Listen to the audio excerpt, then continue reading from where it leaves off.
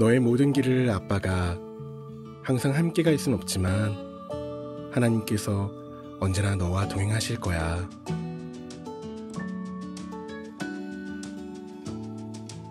너의 모든 삶을 엄마가 항상 돌봐줄 수 없지만 하나님께서 너의 앞길을 인도하실 거야. 어디를 가든지 하나님이 지키시며 어디를 걸어도 하나님이 인도하시고 무슨 일을 만나도 하나님만 믿고 섬기길 엄마 아빠는 기도한다.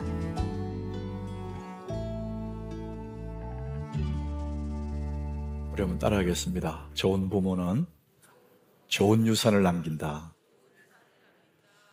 오늘 말씀의 주제예요. 오늘 주보 표지 그림이 큰 나무 아래 가족이 있지 않습니까? 좋은 부모는 느티나무가 되어주는 거죠.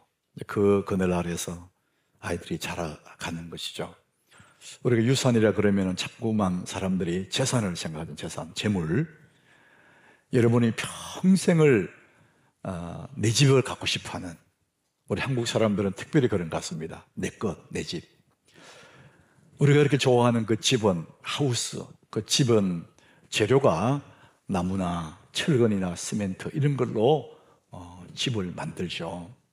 근데 가정은 우리가 홈이라고 하는데 이 가정은 전혀 다른 재료로 만들어지는 것입니다. 사람들은 가정을 통해서만 행복하도록 하나님 그렇게 만드셔서요. 여러분이 가정 속에서 행복을 누리지 못하면 세상 어디에서도 행복을 누릴 수가 없어요. 가장 기본적인 행복은 가정에서 누려야 되고 거기서 행복을 못 누리니까 자꾸 다른 데서 얻으려고 그러니까 그것들은 다 모조품입니다. 그럼에도 불구하고 사람들은 좋은 집을 가지려고 애를 쓰죠. 우리 한국 사람들 정말 좋은 집, 내 집 이게 평생 좋은 것 같아요. 그런데 집을 하나 이렇게 가졌으면 만족하지 않습니다. 그 집에 이사 가서 또 막 애쓰고 힘써서 좀 더 큰 집으로 또 이사를 갑니다. 그리고 좀 더 큰 집으로 이사 가요. 계속 가는 거예요. 집이 크면 클수록 화장실이 많아지거든요. 단칸방에 살 때는 화장실 하나 때문에 아침마다 난리가 나잖아요. 근데 화장실 2개 있으면 좀 더 편리하고 3개 있으면 아주 편하고 그렇거든요. 결국은 화장실을 늘려가는 것 똑같습니다. 여러분 그렇게 몇 번 이사를 다니고 나면 우리 일생이 다 지나갑니다. 이렇게 한국처럼 비싼 집이 비싼데 몇 번 이사 갔는데 세월이 안 가겠어요? 이제 그렇게 세월 다 보내고 이제 우리가 하나님 앞에 가면 하나님이 물어보시겠죠. 아이 김 집사 너 뭐 하다 왔어? 가만히 생각해보니까 늘 집을 옮겼거든. 화장실 바꾸다가 왔습니다. 이렇게 말할 수 있다는 것이죠. 참 슬픈 거죠. 우리가 그거 위해 세상에 온 거는 아니잖아요. 여러분 좋은 집은 누구나 가질 수 있는 게 아니에요. 왜냐하면 내게는 좋은 집이지만 더 좋은 집이 많이 있거든요. 좋은 가정, 좋은 집도 좋겠지만 좋은 가정은 누구나 가질 수가 있어요. 우리 찬송가에 그런 가사가 있거든요. 높은 산이 그친들이 초막이나 궁궐이나 내 주 예수 모신 것이 그 어디나 하늘나라. 여러분 초막과 이 궁궐은 천지 차이잖아요. 근데 우리는 다 궁궐에 살고 싶어요. 근데 우리가 가만히 생각해보면 초막이나 궁궐이나 별 차이가 없어요. 정말 중요한 것은 어디에 사는가 보다도 누구와 사는가. 사랑하는 사람과 함께 살면은 초막에 살아도 아무 문제가 없다는 거예요. 여러분 가정이 이런 아름다운 가정이 되시기를 주의 이름으로 축복합니다. 이 가정이 그렇게 중요한 거예요.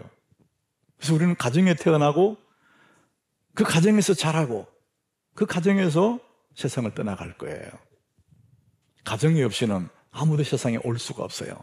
그게 너무나 소중한 건데, 그래서 우리 사람의 이 본능, 인간의 본능 속에 새겨진 것이 하나가 있어요. 가슴 깊은 곳, 무의식 속에, 본능 속에 새겨진 것이 있는데 그것이 그리움입니다. 뭔가를 그리워하는 거예요. 그래서 그리움을 쫓아 사는 거예요. 주혜주 교수라는 분이 계시는데, 이분이 16년 동안 정신과 병동에 간호사 생활을 했답니다. 그래서 간호사 하다가 나중에 이제 간호학과에 이제 교수님이 되신 분이에요. 이분이 마음극장이라는 책을 썼는데, 본인이 정신과 병동에서 일할 때 그때 에피소드들을 거기에 많이 담아놨더라고요. 정신과 병동은 여러분이 아시는 대로 이렇게 갇혀 있습니다. 거의가. 그게 좀 부자연스럽죠. 제한된 공간에 살아가는 거예요. 그런데 이렇게 오늘처럼 햇살이 좋은 날은 이분들에게 산책을 시켜준다는 거예요. 바깥에 산책을 나가기 전에 반드시 화장실을 다 다녀오게 하고, 그리고 이제 산책을 나가는데 간호사님도 따라가고 의사도 따라가고, 그분들을 이 보호할 수 있는 보호사, 저는 보호사란 말을 처음 들어서요. 이분들도 이제 힘이 센 그런 사람들이 이제 그렇게 함께 섞여서 산책을 나간다는 거예요.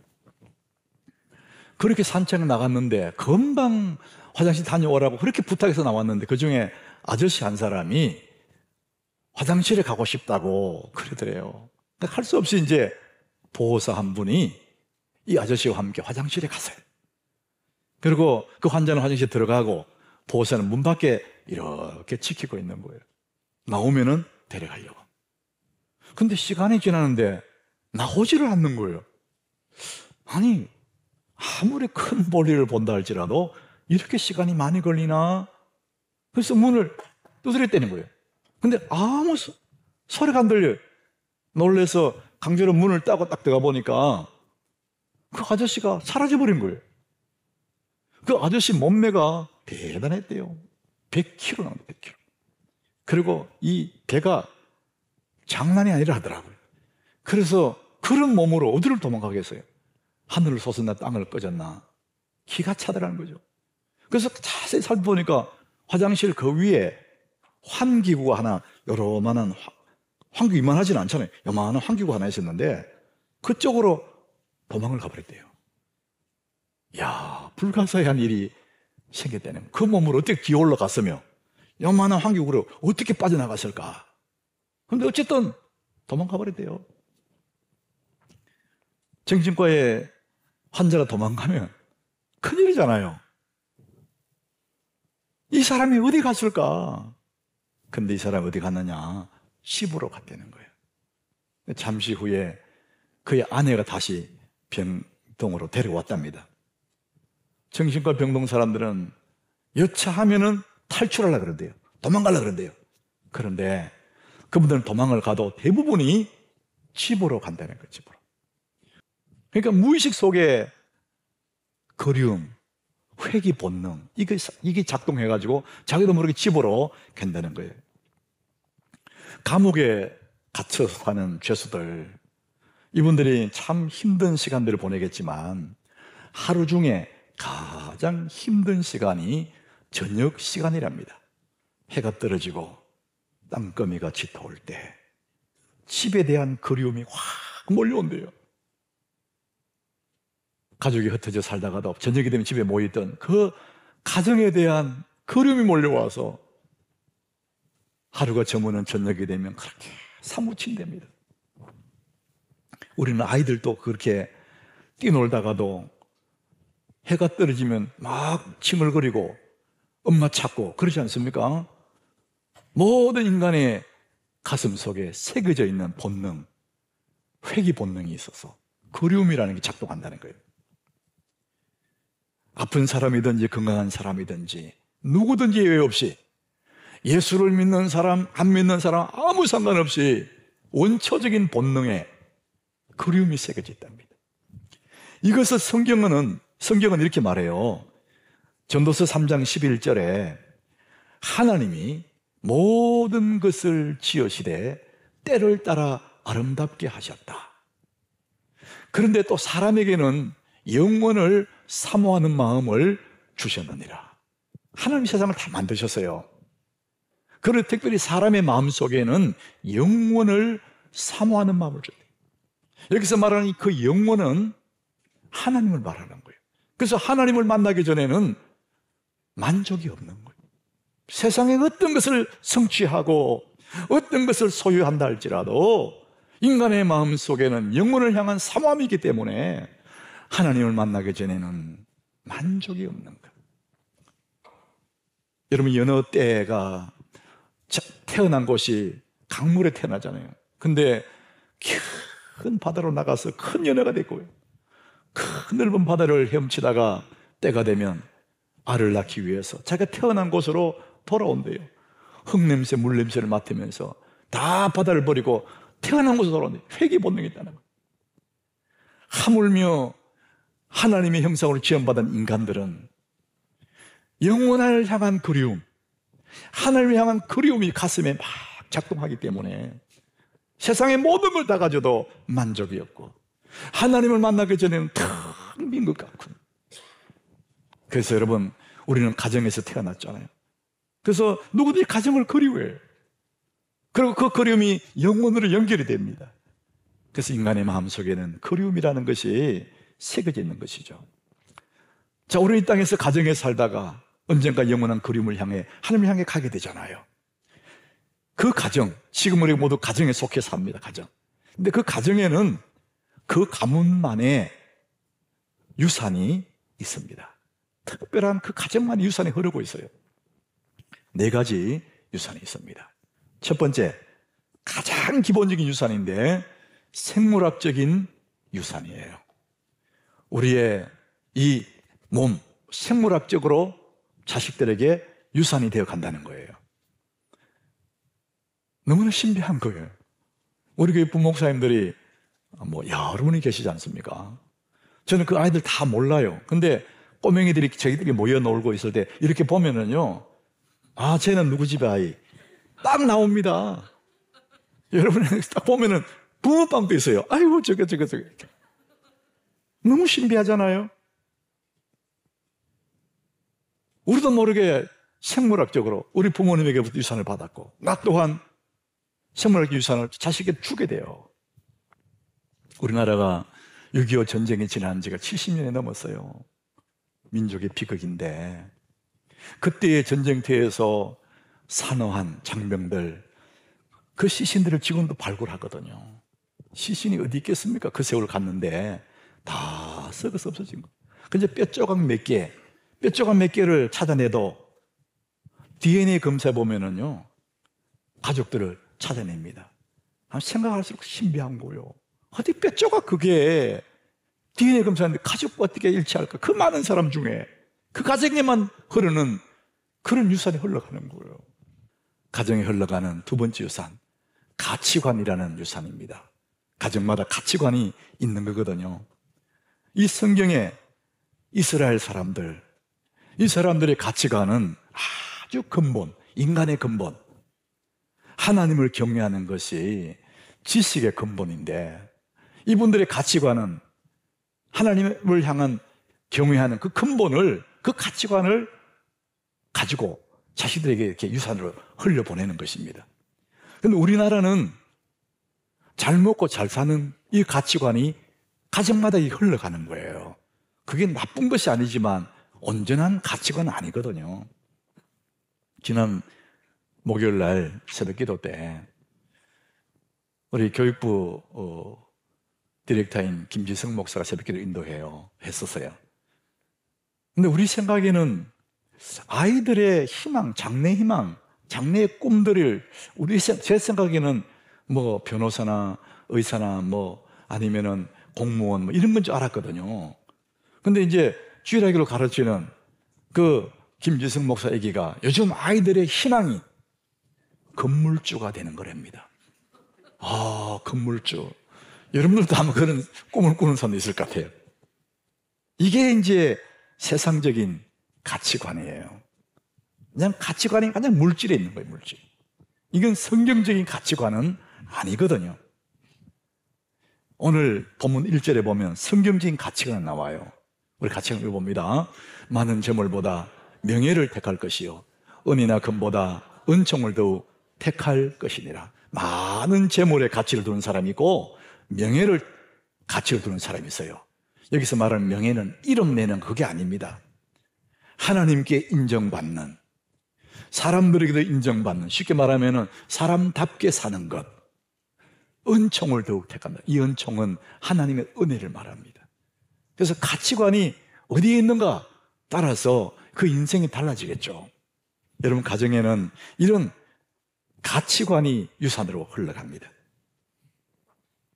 세 번째 재산이 있습니다. 유산. 그것은 재물의 유산이죠. 우리가 늘 말하는 집을 물려주고 땅을 물려주고 이 재산에 유산이 있습니다. 오늘 본문 2절에 보니까 이렇게 말합니다. 가난한 자와 부한 자가 함께 산다. 그 모두를 지으신 이는 여호와시다. 그러니까 우리가 사는 세상에는 부한 자, 가난한 자가 함께 섞여 사는 거예요. 이것이 하나님이 지으셨다는 겁니다. 우리 모두가 부자가 되고 싶어요. 근데 이런 부자라는 기준이 어디 있습니까? 이게 애매한 거예요. 누가 가난한 자고 누가 부자입니까? 백만장자가 있다 그러면 우리보다는 부자예요. 그런데 억만장자 앞에 가면 백만장자는 가난한 사람이에요. 이 기준이 없어요. 아주 상대적입니다. 여러분 생각해 보세요. 우리가 어린 시절에 배고프던 그 시절 생각하면 다 부자예요. 그러니까 내가 부자로 살 것이든 가난히 살 것이든 그것은 우리가 생각할 관심 주제가 아니라는 거예요. 더 중요한 주제가 따로 있다는 겁니다. 제가 어릴 적에 명절이 되면 겨우 신발 하나 사줘요. 운동화. 그 당시 운동화. 그러면 너무 좋아가지고 그 운동화를 신고 막 뛰죠. 그런 엄마가 막 뭐라 그래요. 뛰지 말라고. 운동화 떨어진다고. 그럼 운동화 신발 벗어 신발 손에 쥐고 뛰는 거예요. 그런 경우 많잖아요. 그럼 또 뭐라 그래? 배 꺼진다고. 야, 밥 먹으면 배가 만 꺼져. 먹을 것도 없는데. 저는 참 그런 시절이 있었잖아요. 저게 누나들이 여러 명 있는데 이 여자들이 뛰내올 때는 또 고무줄 하거든요. 막 뭐라 그래요. 신발 떨어진다고. 그 신발 벗어놓고 또 뛰거든요. 또 뭐라 그래. 배 꺼진다고. 엄마는 불 때다가 부쩍게 들어와서 뭐라 그래요. 배 꺼진다고 떼지 마라 그래요. 여러분 그런 시절 보릿고개 넘던 그 시절 생각하면 우리 다 부자예요. 부자와 가난한 자가 섞여 산다. 함께 산다는 거예요. 그래서 우리는 이 재물의 유산이 우리 가정에 흘러가고 있겠지만 정말 더 중요한 것은 그 재물보다 명예를 선택하고 은과 금보다 은총을 선택하는 것. 하나님의 은혜를 선택하는 이것이 너무 중요한데 어쨌든 가정에서는 재물이라는 유산이 흘러가고 있습니다. 자, 마지막 네 번째 유산입니다. 우리 한번 따라갑시다. 신앙의 유산. 자녀에게 평생의 힘이 되는 유산이 있다면요, 신앙의 유산이에요. 오늘 4절을 우리 같이 한번 읽어보겠습니다. 오늘 본문 4절. 겸손과 여호와를 경외함의 보응은 재물과 영광과 생명이니라. 정말 자녀에게 평생의 힘이 되는 유산이 있다면 겸손과 여호와를 경외하는 것. 이 유산을 물려주면 아이는 그 다음에는 하나님의 은혜를 누리고 재물과 영광과 생명 그 뒤에 따라오는 것이고 일생 동안 하나님의 은혜 속에 평안하게 하나님의 은혜를 누리며 살아가게 된다는 것이죠. 여러분 가정에 이런 믿음의 유산이 흘러가기를 예수님 이름으로 축복합니다. 여러분 가정만 믿음의 가정이 있고 믿음 없는 가정이 있는 게 아니에요. 교회도 믿음의 교회가 있고 믿음 없는 교회가 있습니다. 믿음이 있는 게 믿음 없는 게 그 다루는 시금석이 뭘까? 그 교회에 재정을 쓰는 걸 보면 안다 그래요. 어떤 일을 계획할 때 하나님의 어떤 복음 사역을 계획해서 이 계획을 할 것이냐 말 것이냐, 실행할까 실행하지 말까 이 결정을 하는 거 보면은 알게 된다는 겁니다. 믿음 있는 교회는 하나님이 원하시는지 기도해보고, 아, 하나님 원하시겠다, 하나님 원하신 하나님 뜻이다, 그러면은 거기를 그냥 하는 거예요. 이게 이제 믿음에 있는 교회입니다. 믿음 없는 교회 어떻게 하느냐? 그 일들을 어떻게 결정하느냐? 재정부에 예산이 있나 없나, 그걸 자꾸 뒤져보는 거예요. 그 돈이 있으면 하고 없으면 안 하는 거예요. 하나님의 일을 결정하고 하고 안 하는 결정을 돈으로 하는 겁니다. 그래서 믿음 없는 교회죠. 우리 하남교회는 정말 믿음 있는 교회인 줄 여러분 믿으시길 바랍니다. 여러분이 믿음 있는 교회에 속해 있다는 것을 하나님께 감사하셔야 돼요. 작년 이맘때 우리가 전혀 상관없는 하남에 있는 어려운 교회들 100만 원씩 100교회를 나눠줬어요. 그리고 가을에 또 한 번 더 했어요. 우리 교회도 상당한 짐을 지고 있습니다. 은행 빚을. 그거 생각하면 못해요. 근데 하나님이 기뻐하시는 일이기 때문에 그거 아무 상관없이 기쁘게 감사하게 9번이나 했지 않습니까? 저 뉴질랜드의 생명부지의 그 사람들과 우리가 무슨 상관이 있습니까? 근데 거기에 웰링턴 하남교회를 세우는 거, 또 우리가 분리개척 교회를 세우는 거, 메타 하남교회를 세우는 거, 다 복음을 하는 일이거든요. 여러분, 여기 돈이 많이 들어가요. 매덕이 들어가는 게 아니. 그래도 계산상으로 어렵지만 하나님 일이기 때문에, 하나님 기뻐하시는 일이기 때문에 우리는 한다. 그래서 우리 교회는 믿음 있는 교회입니다. 자, 여러분 가정에는 여러분이 원하든지 원치 않든지 유산들이 흘러가고 있었어요. 이 생물학적 유산도 흘러가고 있었고, 가치관도 흘러가고, 재물도 흘러가고, 신앙에서도 흘러가요. 우리 가정에 지금까지는 어떤 유산이 흘러갔든지 상관없이 이제부터 위대한 유산을 흐르게 하셔야 됩니다. 여러분들이 지금까지는 잘못된 유산이 흘러갔다 할지라도 이제부터는 위대한 유산이 흘러가게 하면 되는 것입니다. 어떻게? 제가 아주 단순하게 말씀드릴 거예요. 지금부터 여러분들이 여러분의 자녀들을 향한 목표를 분명히 하십시오. 자, 성경에 잘하는, 이 성경이 우리에게 말하는 진정한 신앙의 유산을 말합니다. 목표를 말하는 거죠. 신명기 6장 4절. 우리의 삶의 목표, 이스라엘아 들으라. 우리 하나님 여호와는 오직 유일한 여호와시니. 우리 그 다음 절을 다 같이 읽습니다. 너는 마음을 다하고 뜻을 다하고 힘을 다하여 내 하나님 여호와를 사랑하라. 하나님을 사랑하는 것이 그 사람들의 목표가 되고 우리 가정의 삶의 이유가 되고 궁극적인 최종 목표가 하나님 사랑하는 것이 된다면은 이런 가정이 이제 그렇게 가게 되는 것이죠. 오늘 본문 4절에도 그 말씀하고 있습니다. 우리 같이 읽습니다. 겸손과 여호와를 경외함의 보상은 재물과 영광과 생명이니라. 겸손과 여호와를 경외함, 이것이 우리 가정의 목표가 되면 그 다음에 따라오는 것들은 재물과 영광과 생명, 우리가 좋아하는 것들이잖아요. 그것은 그 다음에 그냥 따라오는 부수적이라는 것이죠. 그래서 가장 중요한 신앙의 목표, 우리 가정의 유산의 목표는, 위대한 유산은 하나님을 경외하는 것입니다. 여러분, 어떻게 하나님을 경외하는 사람으로 만들 것인지 성경은 정확하게 말합니다. 오늘 본문 6절이에요. 우리 같이 한번 읽어봅니다. 마땅히 행할 길을 아이에게 가르치라. 그러면 늙어도 그것을 떠나지 아니하리라. 여러분, 마땅히 행할 길이라 그래요. 마땅히 행할 길은 재미가 없어도 가는 겁니다. 내가 때로는 피곤하고 힘이 없고 하고 싶지 않아도 그 길로 가는 거예요. 그것이 마땅히 해야 될 일입니다. 아이들은 자기가 재미있고 하고 싶은 일만 하는 게 아이예요. 그런데 어른은 어떤 사람이냐? 하고 싶지 않아도 하는 것이 어른이에요. 마땅히 할 일이기 때문에 정말 힘들어도 하는 그것이 어른이에요. 그런데 어른인데 나이도 먹고 덩치도 크고 어른이 되었는데도 마땅히 할 일을 안 하는 거예요. 그럼 그는 아직도 어린아이입니다. 우리가 신앙생활, 하나님을 섬기는 여호와를 경외하는 것이 마땅히 우리가 할 일인데, 은혜 충만할 땐 기쁨으로 감사함으로 할 수 있어요. 근데 삶이 고달프고 힘들 때는 예배드리는 것조차도 힘들 수가 있어요. 그래도 내가 낭망이 되고 주저앉다 할지라도 마땅히 해야 될 일이기 때문에 하는 것이 성숙한 그리스도인들입니다. 우리 자녀들에게 이 마땅히 할 일을 가르치라는 거예요. 여기서 가르친다는 것은요, 그냥 티칭하는 게 아니에요. 트레인하는 거, 트레인. 훈련시키는 훈련.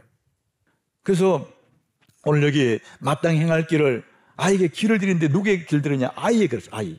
이 아이는 젖먹이 아이를 말합니다. 왜 그렇습니까? 아주 어릴 적부터 마땅히 행할 길을 알려줘야 이 아이가 몸에 길이 들어지는 거예요. 몸에 그것들이 심어지는 겁니다. 그러니까 깊은 곳까지 새겨져 버리는 거예요. 어떻게 그렇게 할 수 있을까? 신명기 6장 7절에 이렇게 말합니다. 같이 읽어봅니다.